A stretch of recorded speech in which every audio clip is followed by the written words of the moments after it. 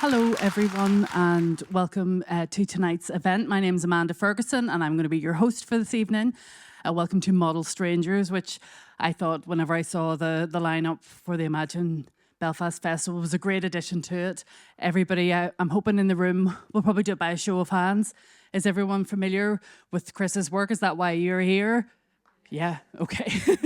Is there anybody that just thought it sounded like an interesting event and doesn't know that much about it? Okay, there you go. Well, we've got a question for all of you. I'm just going to explain the format for the event. Chris is going to do a presentation for about 20 minutes. Then I'm going to come up on the stage, ask a pile of questions, and then we're going to open the floor to questions from you all. So get your thinking caps on. And then whenever I say the Q&A started, you can unleash them. We will have a roving mic, so just wait for it, because it means that everybody at the back and the front and us on the stage are able to hear properly what you're saying. And then that's going to be us. We're going to go off into the night after a very wholesome event. So I will depart the stage now and introduce to you Christopher Ward.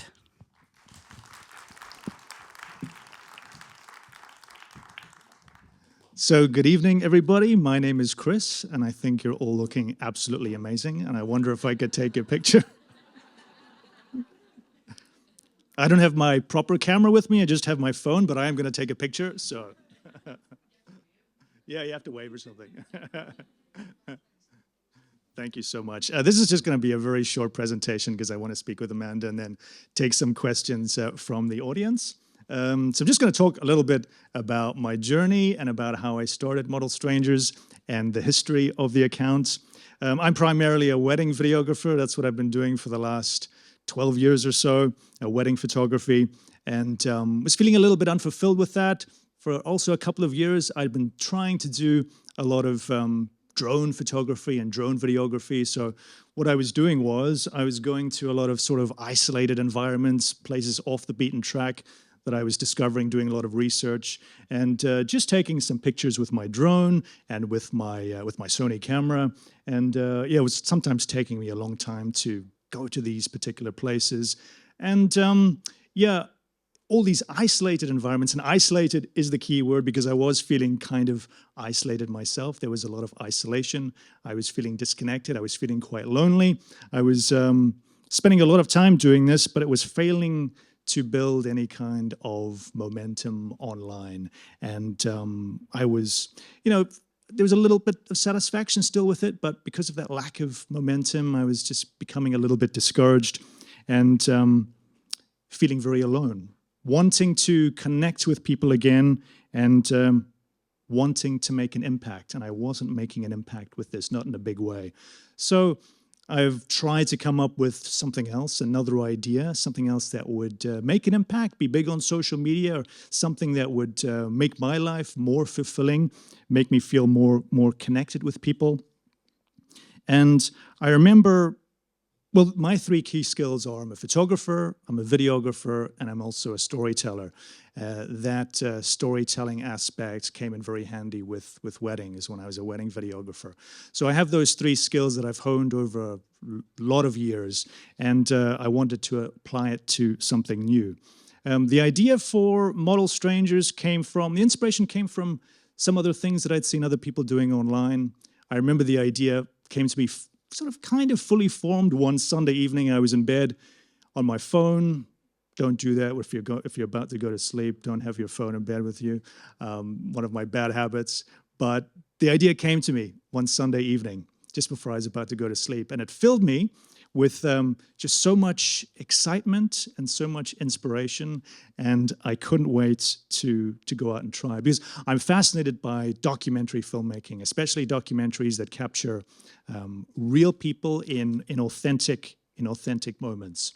And I thought it would also be good for, if I succeeded at doing this, I thought it would be good for the world, because today we're very disconnected. We're on our phones a lot of the time. We're walking around feeling quite lonely, disconnected. A lot of men, especially older men, as I've discovered, are living a life of quiet desperation. And I wanted to talk to people and discover the individual and also break that taboo of going up to a stranger on the street and finding out who they are and finding out their story. So, yeah, my very first post, of course, I registered a new Instagram account. My first post was on the 6th of July, 2023. And that was just an image that I had taken in London of a bunch of strangers in a crowd in a park in London a couple of years before. And there was a quote from an author called G.K. Chesterton, who, and this quote I found this quote just about the same time I was starting Model Strangers.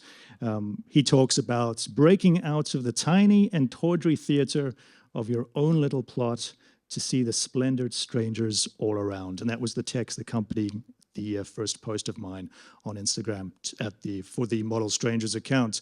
And I thought, that quote really struck home, and it really sort of impacted me. And I thought, well, that's all of us, we all have this tiny and tawdry theater of our own little plot going on inside our heads all the time. And I wanted to get out of that, and I wanted to get out of my own ego as well, and speak to people and stop thinking about myself all the time and my own petty little, dramas.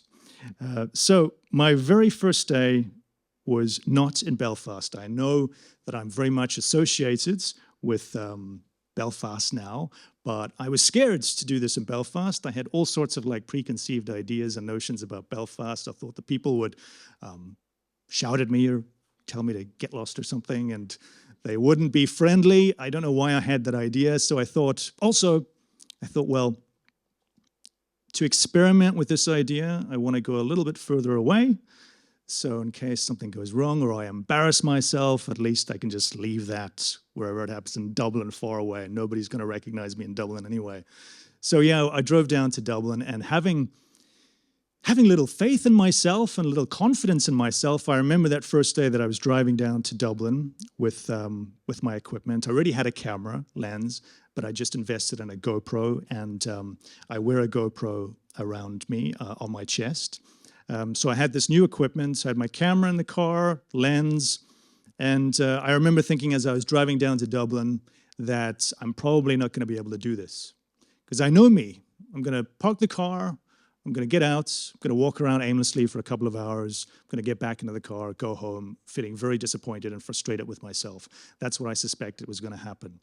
But I went to Dublin, I went to the Botanic Gardens, parked, and within about 10, 15 minutes, I had made my first approach. Now, technically, this young woman on the bench was not my first approach. I did approach a couple, a boyfriend and girlfriend before that, who were very nice to me. But she was the first person I actually, properly talked to and found out who she was. She's a lovely person called Charlotte from Manchester, who I never even took her details, unfortunately, so I don't even know if she saw her post. But that first day in Dublin, it opened things up to me, because everybody was so nice. Everybody said yes. And it really helped me build momentum and really helped me get in the right frame of mind. And I think, as a kind of a shy, quiet person, I'm not overly confident or gregarious or anything, but it's the camera, holding that camera sort of gives me a bit of a superpower. And whenever I go out onto the streets, I feel like I'm working, I'm doing something important, I'm a professional, and that kind of gives me some kind of confidence to do it. So that's why, even though approaching strangers is always going to be a little bit of a scary thing for anybody to do, but when I'm holding that camera, it's a little less scary. So so the first couple of days, I was just going down to Dublin, building my confidence, speaking to lots of people. And the interesting thing is, on that first day that I was in Dublin, I didn't have my account to show anybody. So people really had to trust my intentions. I remember showing Charlotte my drone stuff, my wedding videography, and then she trusted me because I didn't have my Model Strangers account, so to show people that I was legit or to properly explain what I was doing. So that was actually very daunting, not having anything to actually show people. So anyway, once I got my confidence, I went to Belfast, and I think This is Ellis from Ghana. You might remember him. He was my very first sort of viral sensation. I met Ellis, I think it might have been July or August of 2023. I was walking around, it was a beautiful sunny day. I was walking around Botanic and I saw him and I just knew. I knew I had to speak to him because he looked like such a character. And he really helped me sort of figure out what I wanted to do with Model Strangers, because he just opened up to me and he had a story to tell, and his story resonated with so many people, resonated with me. He had long dreadlocks that his friends and family had wanted him to cut for so long, and he was standing his ground, and he wanted to be an individual. And he was talking about how being in Ghana, it's so corrupt, and he owned a restaurant and a sort of a little B&B in Ghana, but he doesn't really see any money, doesn't make any profit because the country is so corrupt. And yeah, he was just a wonderful, wonderful, open-hearted person. And I posted, I think his post was on, I posted it on Thursday, and the next day, Friday, I suddenly saw a lot of traction on my account. I remember I was out doing things, and I suddenly saw that I was getting all these new followers, and this post was millions of people were seeing it, and that was like blowing my mind, because for the first time, and first time ever I'd been on social media, been on Instagram for so many years, and that had never happened. And famous people were seeing it, like Annie Lennox commented on it, and that also blew my mind. I couldn't believe it, and I thought, wow, there are famous people all over the world, and this video is appearing on their phones, something that I've created. And yeah, and Ellis's story is such a valuable one to tell as well. It's not just about me; it's about the person that I'm speaking to, that I spoke to. And yeah, as time went on, I got more and more brave. I decided to go to different places, and I went to London. And this is another viral hit that I had. I think probably August or September of 2023. I met a man called James Howard Johnston, who was kind of a bit of a famous Oxford historian. And what you'll see is I had my sort of technique already sort of worked out. I never try and approach somebody from the side.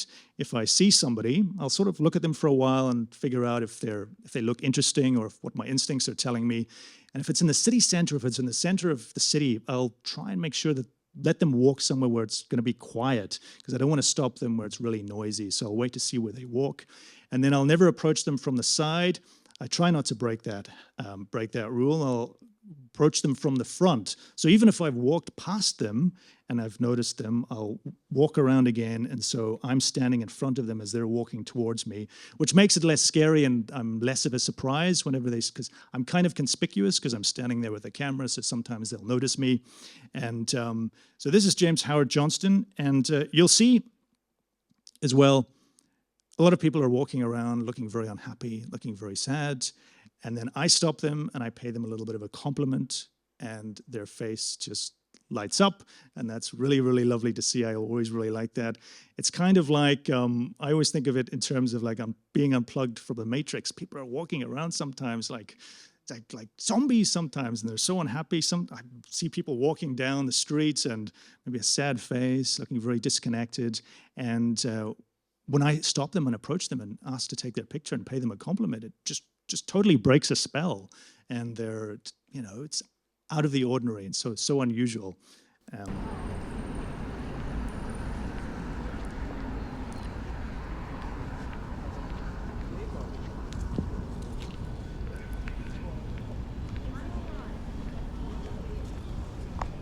Excuse me, sir. Yeah. Sorry to bother you. I take pictures of stylish people. So there's just like a little bit of an implied compliment there, I take pictures of stylish people, and his face completely just opens up. And he was lovely. And as I said, he was another viral hit. And what happened there for the first time is he received a lot of like press attention. There's so many people contacting me wanting to interview him, and he was featured in the Times of London. And yeah, he was just so happy with the encounter and happy with all the press that he received. And so was his family as well, all of his family. I started incorporating groups into, like couples, into what I was doing, because I think couples, especially older couples, are so fascinating. Older people in general do very well on my account. I think older people are fascinating because they have so much wisdom to share, and also, a lot of times older people are like invisible. They're walking around. A lot of them are lonely by themselves. Maybe their husband or their wife has passed on. Like Josephine, one of my most famous people. She was an only child, never married, walking around with so much wisdom to share, but hadn't talked to anybody. Really, a best friend had died, spending Christmas alone. And so when I come along, they are so happy to talk to somebody, in depth, talk to somebody, not on a superficial level, but really in depth. But yeah, and it's all very inspiring to me whenever I speak to older people, because, as I say, of the wisdom that they have to share. And I'm also fascinated by older couples, how they met, particularly if they met in the 60s and the 70s. I find that just fascinating. Here's a couple that I met in Belfast, one of my favorites, and the story of how they met is just absolutely amazing. I walk around and I thought that you looked like such a lovely couple, and Well, we are. We're 54 years married, so we're doing all right. You know what I mean? 54. What year was that? Did you get married? We got married in 1969. How did you meet? We met at a carnival when we were 16. You don't believe that story. You think it's a lie. I was on a swing up high and my shoe fell off. No, the carousel thing with the fly Yes. around. And my shoe fell off and hit him on the head. When he seen me coming looking for the shoe, he said, "That's the girl I'm going to marry." I had it behind my back and I said, "No, I'll give you the shoe back if you let me leave you home." And she agreed, and then we talked the whole way. And when we got to her street corner, she ran off. She disappeared. But then she came looking for me again, but that was the thing. So, so there are children, their children and grandchildren really have to thank that shoe for falling on his head. So yeah, what I love about hearing stories like that is because there's an aspect of fate involved. Fate is just fascinating. I don't know if anybody believes in fate. Maybe it's just like a happy accident. But I consider fate plays a huge role in what I do. Plays a huge role. The people that I meet, that person crosses paths with me just at the right moment, at the right time. And I think of my account. Anne is in the audience tonight, one of my most famous people that I discovered on the street. And I've often said this to her, that I consider like Model Strangers before Anne and after Anne. And the aspect of fate, look, it was a very, very cold day in January, very cold day in January. And I met Anne outside the City Hall in Belfast. Now, the chances of me having been there at that exact moment to encounter Anne, I mean, what are the chances? Because I could have very easily have woken up that morning. It was a cold day in January. I could have thought, well, it's the beginning of the new year. The city center is probably not going to be that busy, and it's too cold. I don't want to stand around all day. Perhaps I would have went into Belfast, but went to Botanic instead and not went to the city center. Or I could have been in the city center and been looking somewhere else at the time. Anne passed me by. Meeting somebody like Anne or anybody that I've met is just a 1,000,000 to 1 shot, and it's so unlikely. But I meet people like Anne.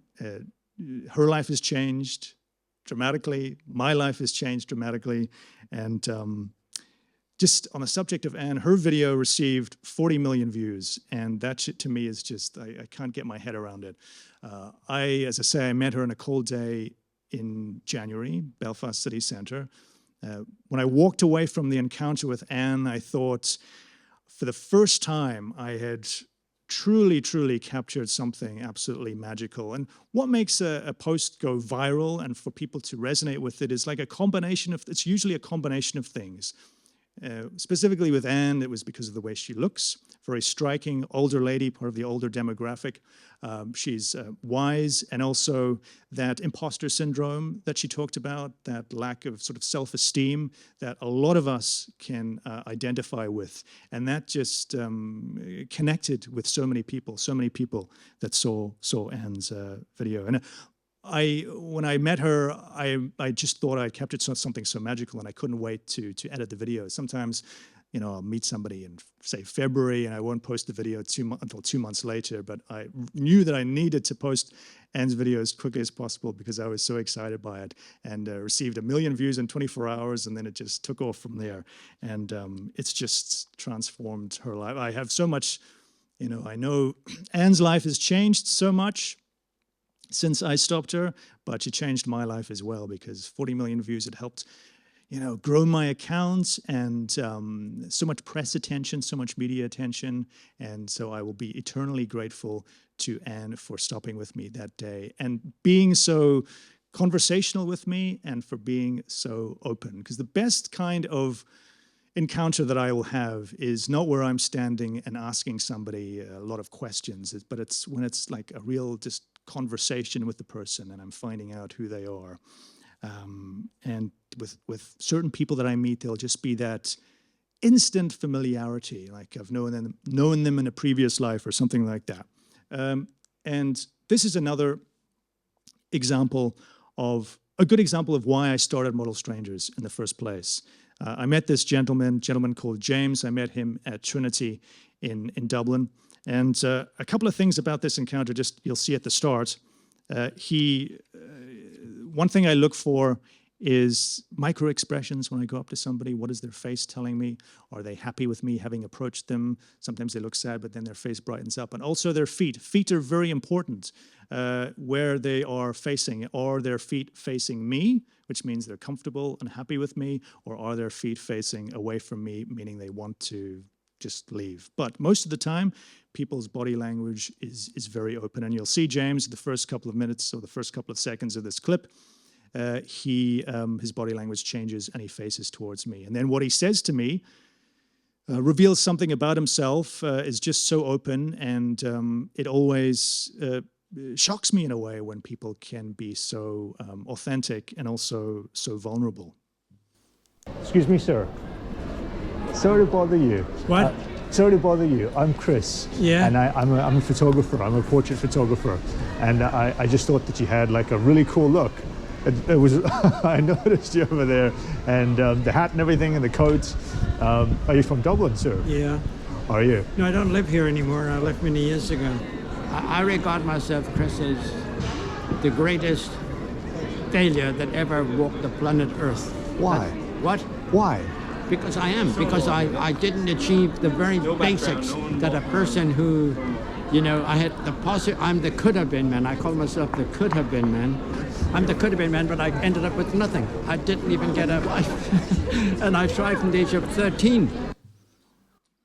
Yeah, it's very sad. And what's interesting, is something that you can't plan for, is, when I was having that conversation with him, there were a bunch of, graduate students in the background there, which is kind of ironic considering what he was telling me. And sometimes when I meet somebody like a James, or sometimes an older person, it's kind of like meeting the ghost of Christmas future. It's like a warning, to not have regret, and to make sure that you're on the right course in life. And people who are just open with me like that, I never fail I'm always appreciative, very much appreciative that somebody trusts me enough to open up. And that, James, that's probably, I've often asked myself why somebody will be so open with me. Well, I think it's very easy for somebody to be open with a stranger as opposed to a family member or a friend, because I come without context, and I come without any kind of judgment, and people feel far more relaxed than they would, phoning up a friend and maybe burdening them with whatever's going on inside of their heads. So yeah, that was James from Trinity in Dublin. And I'm finishing up now, very quickly. This is one of my most recent posts. I posted this lady the other day. Now, I had seen her originally. I had spotted her. She was by herself against a wall on her phone. I'd spotted her, and I thought, I wasn't feeling particularly confident that day. So sometimes that happens, and I'll bottle it. I won't approach somebody. So I didn't approach her initially, and then I saw her again. And then later on in the day, I saw her again. And I thought, whenever that happens, I say, that's the universe sending that person to me, and I really need to speak to them. And this person, Nan, lovely person, and this is how the interaction went, and I'm so glad that I spoke to her. Excuse me, I just think you look absolutely lovely. What's your name? Nan, What do you do, Nan? I'm a care assistant. My dad said years ago that it's a perfect job for me. Are you single? Are you married? Are I'm you... single, yeah. I used to be married years ago, so I'd rather be single. It's my birthday today,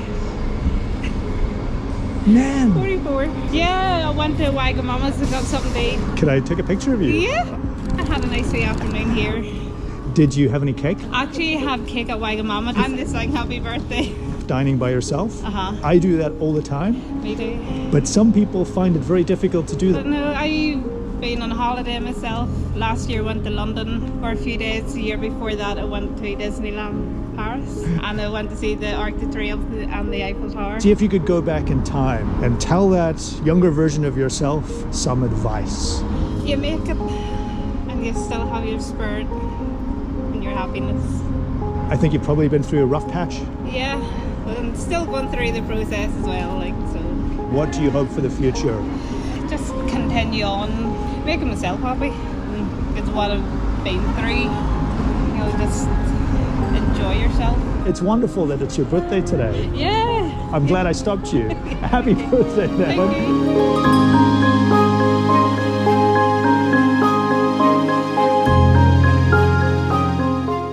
And just a couple of quick points about that encounter. I said to her, "Are you?" One of the things I do when I meet somebody is I try and build rapport fairly quickly. And one of the best ways of building rapport with somebody is making them feel like you're quite similar to them. And so when I asked her if she was dining alone, because I kind of suspected that she's walking around on her birthday, and she was at Wagamama, and I thought, wow. So I asked her, dining alone. And she said yes, and I wanted her to know that there was no judgment from me about that. Some people might think that was strange, somebody on her birthday, having dinner by herself. But I said to her very quickly, I do that all the time, which is true. I do that all the time. And that's just a way of building rapport and letting that other person know that you are like them. One thing I suspected as well is that something has happened in her past. I suspect perhaps with she kind of, not included in the video, she made some subtle hints about a past relationship. And so that's when I asked her, you've probably been through a rough patch, but she didn't sort of tell me anything more about that. And that's one rule I have. I don't press anybody to tell me something that they're not comfortable with. I will leave a space open for them to tell me about it by asking a question, but if they don't go into any detail, that's perfectly fine. But there's a story in itself. Somebody who is walking around out there, Nan, a beautiful person, who is, working on her own happiness, her own internal happiness, and working on her own mental health, and making herself happy as a single person, and recovering from whatever has happened to her in her past. And it was she's a truly wonderful person. And just doing Model Strangers, I'm so lucky that I get to meet somebody like that. Somebody who ordinarily would have just walked past me and I wouldn't have, gotten to know her. So just finishing up, the future, I just hope to keep doing this because it makes me very happy. It has given my life so much purpose. It's brought me so much joy. And I still, just like Anne, I have like imposter syndrome. This is all new to me. It's just in the last year and a half when this is all blown up. And I've received so much media and press attention, which is all new to me. Giving a talk like this, I've only given 2 previous talks. And it's sometimes a little bit nerve-wracking, but you just get through it because I love it. And I am so glad I had that idea back in the summer of 2023. And I never stop being thankful to everybody who appreciates my account and who sends me positive messages. I get so many positive messages. The fact that you are all here this evening to listen to me talk is just, I don't take it for granted. And I'm truly, truly thankful. I'm truly, truly thankful that hopefully I'm making a difference and making a positive impact in the world, that we are all individuals with our own unique stories and backstory, and we've got wisdom to share. And, so thank you so much for appreciating what I do. And I'll definitely do my best to keep doing a good job. And I hope you continue to enjoy all the people I discover on the streets. So thank you so much. Thank you.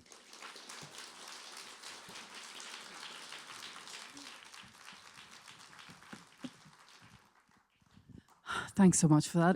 Doesn't Nan just have the loveliest, kindest face you've ever seen? Yeah. You just would sort of want to give her a hug. I know. And whenever I'm hearing you talking, Chris, a lot of what you're saying is a lot of what I feel about journalism. Yeah. You become fast friends very quickly. People tell you, a lot of the most intimate details of their life straight away. There's something about professionalizing that sort of vox pop encounter. Yes. That really resonates with people, and sometimes it's magic, sometimes it's it doesn't work out so well. But thank you for sharing your presentation with us. We're going to talk about it a little bit in a second, but I want you to go right back for me because you actually have a very interesting personal story as well from your own family. Because whenever I first saw your account online, and I thought to myself, Is that guy? Where's he from? Is he from North Down? What's that accent? I wasn't really sure. I wasn't really sure what we were dealing with. But you're based in the North Coast now, but you were born in South Africa. I was born in South Africa. Yeah, I grew up in South Africa for the first 17 years of my life, and it's a wonderful country. I'm so grateful for having grown up there. And I came here to Northern Ireland in 1995. And a lot of people, my voice, my accent is often, people are curious about my accent and my voice because when people watch my videos, they might not be sure exactly where I'm from or where I live. Well, I'm from Coleraine. I'm living in the North Coast for the last 20 plus years now. And people are always and obviously you have Irish parents. Irish parents, You came back to Northern Ireland sort of mid-80s for a visit, early 90s for a visit, and then you moved here to live in 1995. But before that in South Africa, we were talking among ourselves about this, about the sort of, not the direct comparison with Ireland and South Africa, but some of the shared experiences that people have there. And you had, your parents made sure that you had quite a sort of diversity of upbringing, because obviously at that time in South Africa, you were growing up, it would have been... Yeah, so when I grew up in South Africa, there was apartheid. So it was racial segregation sanctioned by the government. So it was only whites who were allowed on beaches and parks. Schools were all segregated. My parents, though, sent me to a school called Morris Brothers, which was a private school. It wasn't cheap, it was quite expensive, but my parents had to sacrifice to send me there. The reason they sent me there is because it was private and it was mixed, racially mixed.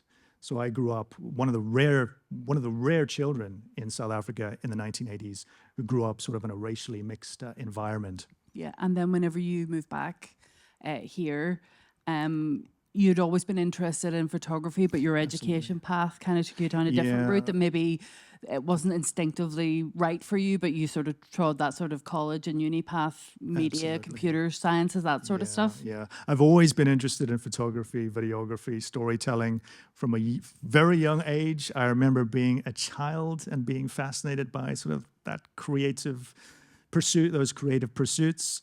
But unfortunately, in life sometimes we listen to people and we think, well, we should do something.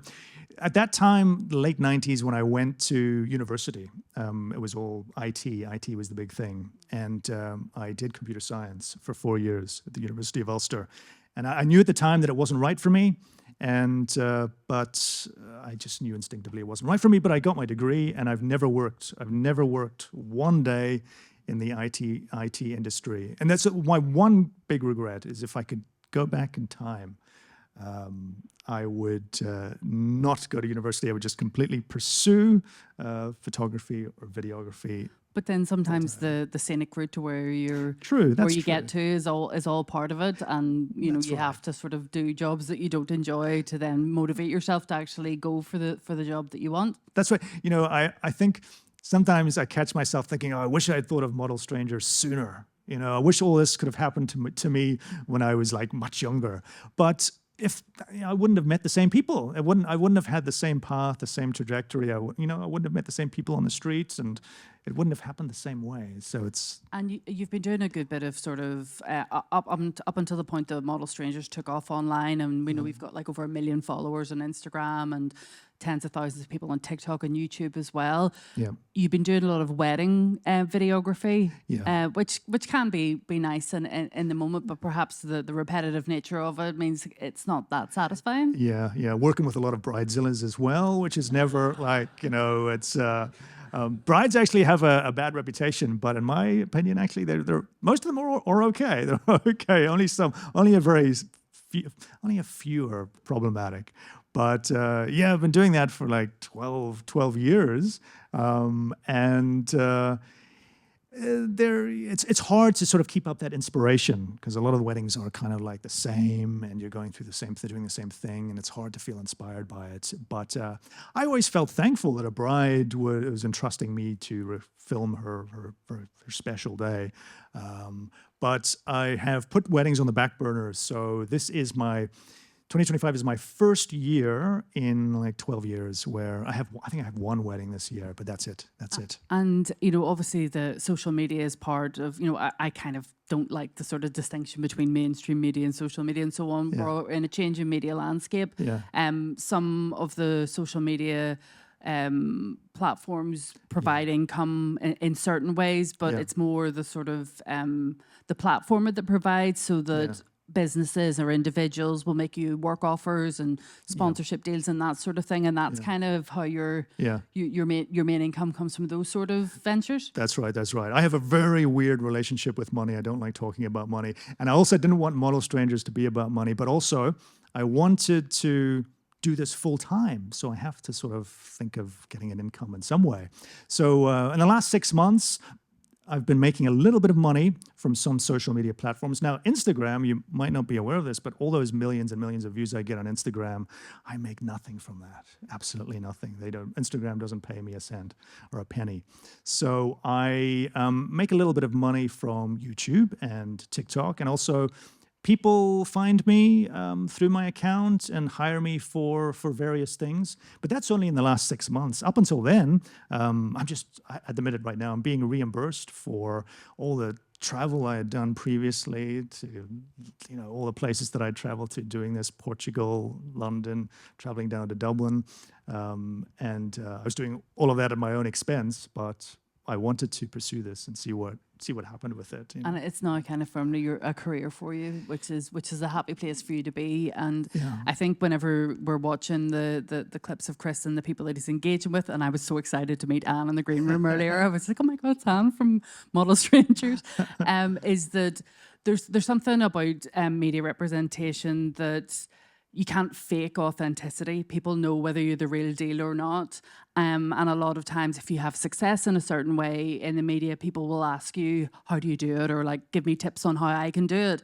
And you can tell people that contact you everything that you do, and they will try to replicate that. And it doesn't necessarily work for them because they're not you, because you're bringing something special. And I think that people can sense that empathy and authenticity from the work that you're doing. It comes out whenever people are hearing you talk, and whenever your subjects, the people that you're speaking to, like Nan and like Anne and like Ellis and everybody else, people can feel that, and that's what makes it successful.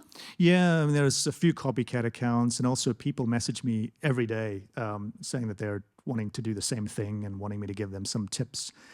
It's a very personal thing, it's an individual thing. I bring my own personality, my own empathy, my voice to each encounter, to my account, and it's very difficult to replicate that because some people, I've seen some other accounts attempting this. One person actually yesterday messaged me to say he started something similar, and I was watching a few of his videos, and it just looked fairly awkward, and he didn't seem to connect with the person that he was speaking to. It's not as easy as it looks. It's not. It's not. Well, I find it easy in a way. Find it easy. It's just my personality. I think it's just my personality, and bringing sincerity and empathy to each encounter.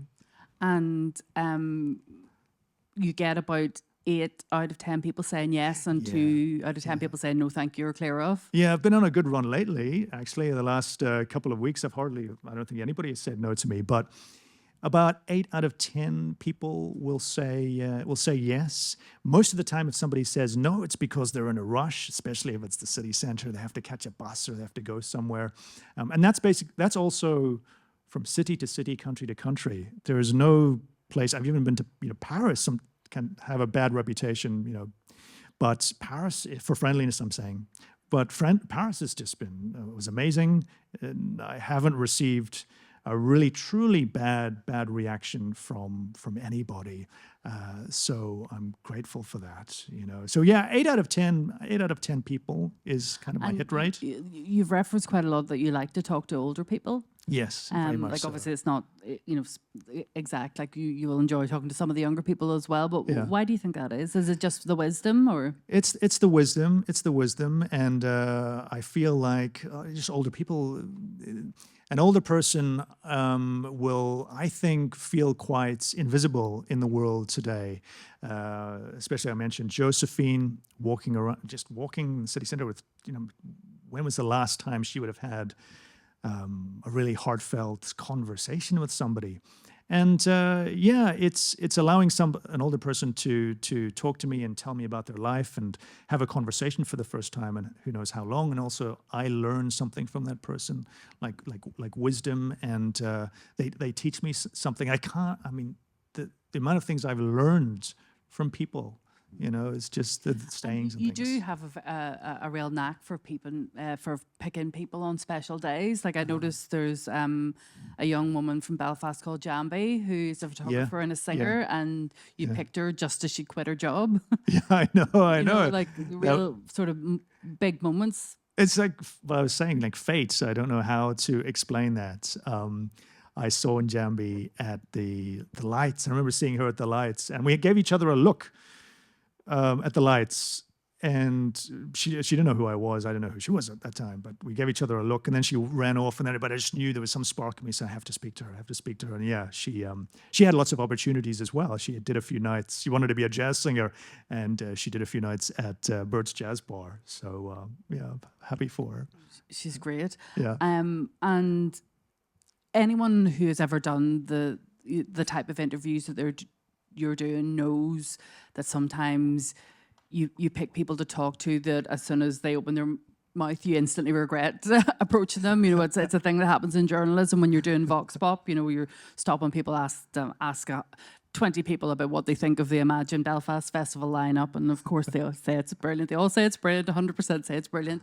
But sometimes you'll know instantly whenever you're speaking to someone, I shouldn't have stopped that person. I shouldn't have done this. Does that happen? It hasn't really happened. I just think sometimes I'll be maybe late for something, and I'll see somebody and I'll stop them just because I'll see them, and I'm kind of in a rush myself, and then like 50 minutes later, I'm still talking to this person, and they're talking and talking and talking. I'm trying to get away, but also I'm curious about them.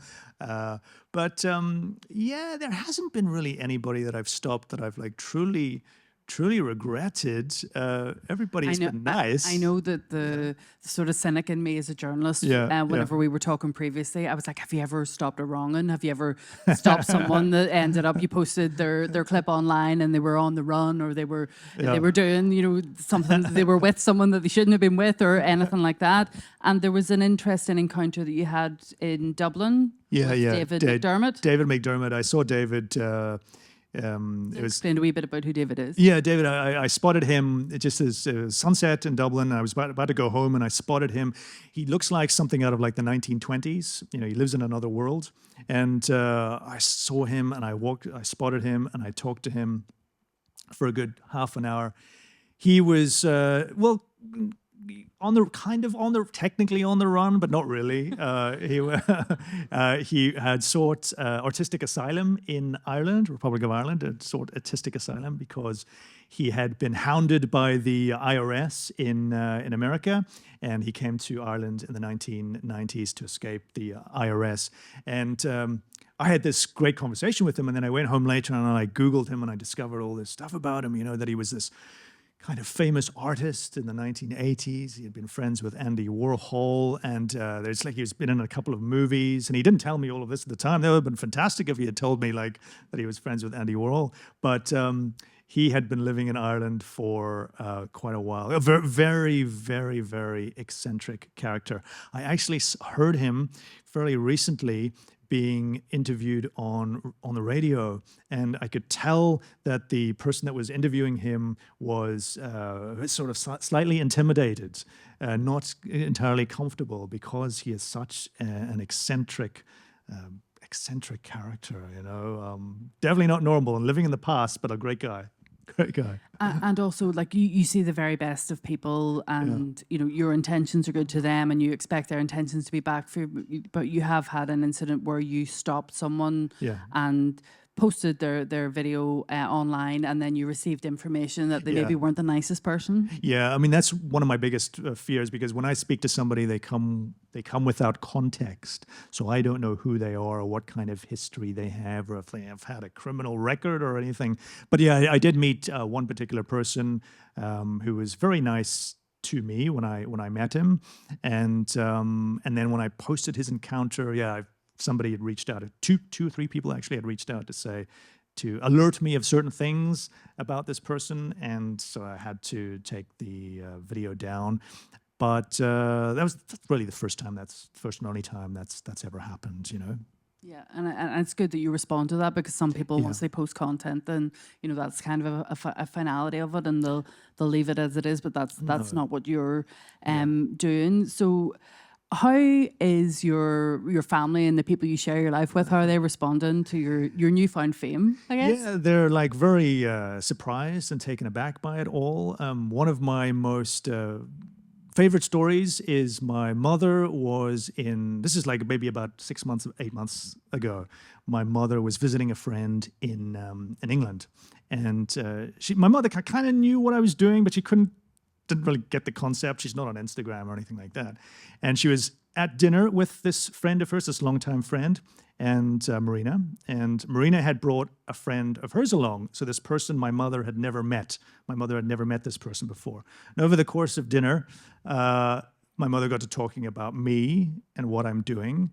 And my mom said, oh, he's doing something called like Model Strangers. And this woman like nearly fell out of her chair. She went, "That's your son?"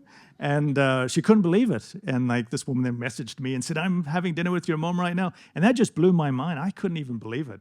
But I was so happy that my mother got to experience that, because she thought I was doing something really important, And also it just shows what a small world that it is, and it's a global world, and you can reach people on other sides of the world as well. I'm going to stop jabbering on here and throw out to the audience for questions, but in the meantime, could everybody please thank Christopher Ward? Okay, I'm gonna pick on Anne first in the second row, because for the one person in the audience that wasn't overly familiar with Chris's account, obviously Model Strangers has been transformative to your life, but it's also been transformative for Anne's. And off the back of that encounter with Chris, you ended up with a modelling contract. Yeah, I'm nearly embarrassed to say I was signed up at 70. With a model agency, and I've actually also modelled for an Irish designer. So I've had an amazing year, and it all literally came from Chris. And probably as well as that, one of the highlights for me over the last year was I was asked to be in the opera that Northern Ireland Opera were doing. I don't sing, I don't dance, I don't know. I'm still struggling as to how the artistic director wanted me, but I had an amazing time in this opera, and I really want to say to everybody, even in your 70s, when you think that you've passed all these opportunities, amazing things can happen, and it's really important for me. I thanked Chris so many times, because all of the things that I've done over the last year none of them would have happened, Chris. None of them would have happened had you not stopped me. And I want to thank you, but I also want to thank you on behalf of all the people who do follow you, because I think what you've done with Model Strangers I would describe it as almost a social project. You have reinforced for me just how important it is to recognize individuals that we meet every day. Everybody in this audience has a story, has maybe a concern, a worry, an aspiration, a disappointment, whatever it might be. And you've shown in how you've stopped everybody that a genuine word or a genuine gesture can actually be the most valuable gift that anybody can receive. And it's reinforced for me that, and people who've stopped me as a result of your page, your Instagram page, have said that to me as well, that it has reminded them of the importance of being gentle with people. I think that deserves a round of applause, Anne.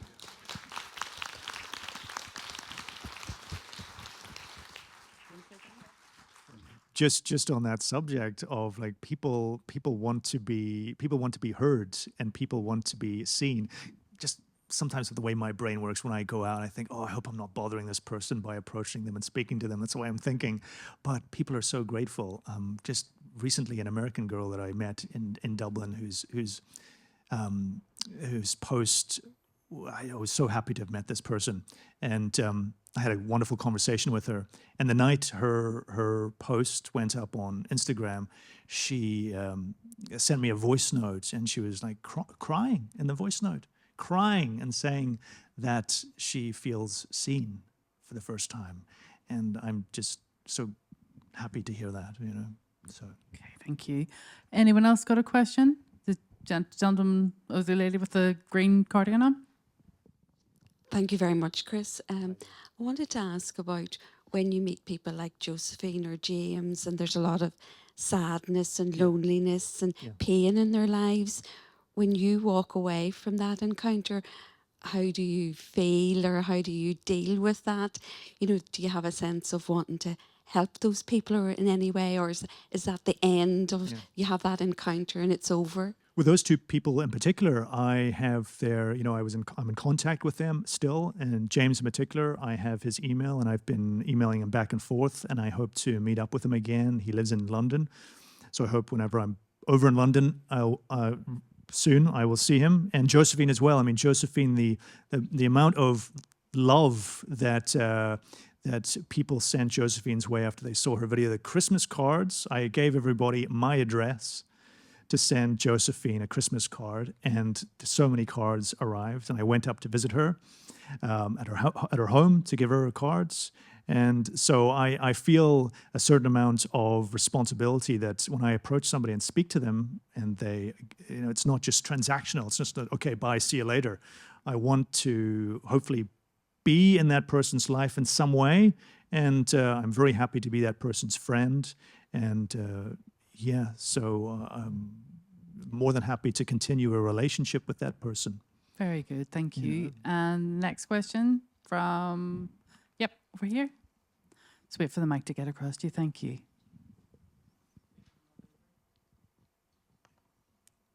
Hi, Chris. Hi there. I was just really interested to learn more about what it is about, you know, these specific individuals that really kind of captivates you to want to go and speak to them. You know, is it because of their face? Is it their body language? Is it just their aura of how they're kind of moving? Or, you know, is it due to their kind of, you know, stylistic, you know, appearance? Or, you know, what is it about somebody that just kind of captivates you in that moment to make you go, do you know what? I really want to speak to this person because I think they have something to say and it'd be really interesting to get to know. Yeah, it's a combination of factors, and it's like mostly just instinct. I will see somebody, sometimes I will see somebody just walking around, like especially botanic, very slowly at their leisure. I mean, maybe they look kind of interesting, and I think, well, okay, they look interesting, and it also looks like they've got some time to spare. So I'll do a lot of like pre-screening before I approach somebody. Somebody's face. Does somebody look like they have an open, inviting, friendly face? I'm also attracted to sadness sometimes if I see somebody who looks somewhat sad, even though I'm more cautious about approaching that type of person if they look like they're a little bit sad. But I'm always curious about why they look kind of despondent. So yeah, it's just mostly instinct. It is just a feeling that I get about the person if they look kind of interesting. Sometimes I will second guess myself. Does anybody ever think that you're hitting on them? I would presume so sometimes, because a lot of the time I will like experiment and I will go up to somebody and just talk to them for a while before like revealing what I'm up to and who I am and that I'm a photographer. And what blows, people are happy just to talk to me anyway. And I've just walked up to this person and struck up a conversation and they're happy to engage. But it's possible, yeah, they think they're being hit on some, yeah. You've never had to explain what you're doing though? No. Okay, okay, some more questions? The mic's just in the middle there somewhere if anybody has any. Yep, up at the back. Hiya. Hi there. This is a question I have for a lot of people that come to live in Northern Ireland. Not just around the account and around Model Strangers, but what is it that keeps you in Belfast? What keeps you in Northern Ireland? Oh, that's a good question. I think it's just home now. You know, I when I say home, I often feel like I don't know where I belong because I spent so many formative years in South Africa, and then I came here. So I don't really know where I belong, but I feel kind of at home because all my family's here. All my family's from here. So yeah, I mean, I played around with the idea a long time ago of moving somewhere else, of maybe trying London, but something keeps me here. I don't know. Something keeps me. I'm very glad that I did end up staying here. And also the North Coast is stunning. Like it's the North Coast is stunning, and I get to, with my account, show off Belfast to the entire world. And just inadvertently, I've done so much great PR for Belfast and Northern Ireland. You know, the tourism board should hire me.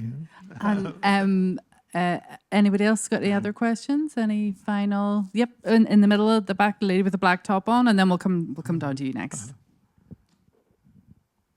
On that very point. Yeah. So you talked about, you know, everybody has to make some money, and this isn't about money, but in the changing landscape of social media, you know, if Instagram changed their algorithm tomorrow, you know, that's a big danger for you. What's the plans going forward into 2025 as to how this is going to work? And are you thinking about pivoting in other areas like sponsorship for brands and et cetera, et cetera? I'm very careful not to sort of commercialize my page. I'm very, very careful about that. But I have taken one or two sponsorship deals. I was working for a company recently in Dublin where I was stopping people who were on the Dublin bikes, the portable bikes. So that was a paid opportunity. And I was allowed a lot of flexibility as well with what I was doing. But yeah, I know the changing algorithms, the changing landscape, it's always a worry that at some point the algorithm will stop working for you. But all I can really do is just continue building this and building my own personal brand, and pivoting towards that a bit as well, even though I don't feel entirely confident putting my own face out there all the time and speaking to the camera. But I have been giving a lot of thought to that. And the algorithms are tough. You know, they're tough to beat. They're very tough to beat. I'm surprised that I finally broke through in 2023. Let's just fingers crossed that Elon Musk doesn't take over Instagram. I know, I know. Because he's ruined Twitter already, but I'm refusing to leave because I was there before he was. Lady at the front here with the glasses. And the lady with the glasses behind her as well, yep. Yeah, no, both of you just take it in turn, yeah. Hi, Chris. Hi, Deirdre. Mine is more of a comment than a question. I have a couple of things to be very grateful for. I found myself, I don't know if we have now become friends. Yes. But I don't know if I shared this with you before, but you really helped me to up my game. Because when I be getting ready to go out in the morning, I'm thinking, shit, if I might model strangers today, I need to be organised. So it's definitely one of gratitude. But the second one goes a lot deeper than that because I really do think that it almost has taken on, for me, I can only speak for myself, but your work has really taken on something of the aspect of a movement. I'm in mental health awareness and stuff like that, and it's so, so important to me. Emotional intelligence is so important. And I cannot underestimate the gratitude that I feel that you actually, whether it seems to have been inadvertently, but what you have created is nothing short of a miracle. I really think that you have opened up a lot of fear-based thinking. That we are in our own wee world, and we're terrified of stepping out of it, and especially post-COVID and everything else. I just want to say thank you. I really do want to say thank you for, on a personal note, how much you have improved my life, because I will approach people now. I remember the first time we met, and I said to you, I just don't know how you do this. And I am an outward, thinking person, and I can go up to people. But the idea of, I try to imagine what it would be like to just stand in Botanic with a camera on your chest and walk up to someone you don't know. And I thought, how do you do it? So thank you for everything that you've created. Thank you, Deirdre. Thank you. And the lady behind you, yep. You're going to be the final question, I think, so we'll make it a good one. No pressure. I don't really have a question as such. Yeah. I suppose to follow on from what has just been said, I think you reflect the humanity that is in us all. Yes. And I think that's something that probably is not reflected an awful lot. And I think it chimes with the experiment that was done with the wallets. Yeah. When the £10 that was left, and that research has shown if people were to predict how many would be returned. In fact, it's much lower. It's much lower than the reality. However, that wasn't what I was going to say. I was going to say that my friend here beside me sent me Ellis. Oh. And that's when I started following you. And one of the reasons, aside from the fact that he was brilliant and I just loved him, was that he was located in Botanic Gardens. And both of us are volunteers of the Friends of Botanic Gardens, and that's a charity that supports the gardens. So when I see any of your interviews in Botanic Gardens, I get the second benefit of also, and the Palm House, the Palm and the House, beds. beautiful. And however, should you be in them again, I would want to pitch for you interviewing somebody in the Friends Garden, which is the Global Medicine Garden, which is at the top of the Tropical Ravine, just near the Ulster Museum. And it would be lovely to see you talking to somebody. Oh, that's it. You're roped in now. In the Global Medicine Well done Garden. for asking for that, because that's very direct and assertive and forward thinking. I think you probably got a deal there, did you? No, just on the subject of Botanic, it's just such a beautiful place. And a lot of the times people will be commenting and asking me, where is this? A lot of people think it's Scotland for some reason. It's so beautiful. And the Palm House, it just looks magnificent as a backdrop. A lot of people always ask me, where is this? Where is this? And there's so many interesting characters working around Botanic. So many interesting characters. Yeah. I've met so many. I could just like stay, never go anywhere else but Botanic, and I would still meet You'll people. have to talk about the day later on at another stage when we're off stage. Look, I would just like to finish up and say thank you so much for coming out here tonight. This is all like completely new to me. Like in the last year and a half, the amount of my life has changed dramatically, and I've never done any. Well, I've done 2 pieces of public speaking before this evening in the last year. 3rd time lucky, and it's always nerve-wracking, but I get through it. And I want to say just again, thank you so much to everybody who supports what I do, who shows the account love and support and encouragement, because it feeds my soul. This has been lovely. This has been so wholesome and just heartwarming and really, really lovely event. And Chris, everybody wishes you really well with what you're doing. Thank you, It's Amanda. obviously Thank important work that you're doing. It's professional, it's heartwarming, it's visual, it's multimedia, and everybody's really, really loving everything that you're doing. And we wish you continued success for that. So thank you to Chris and to the Imagine Festival and for all of you coming out tonight. Thank you so much. I just want to say,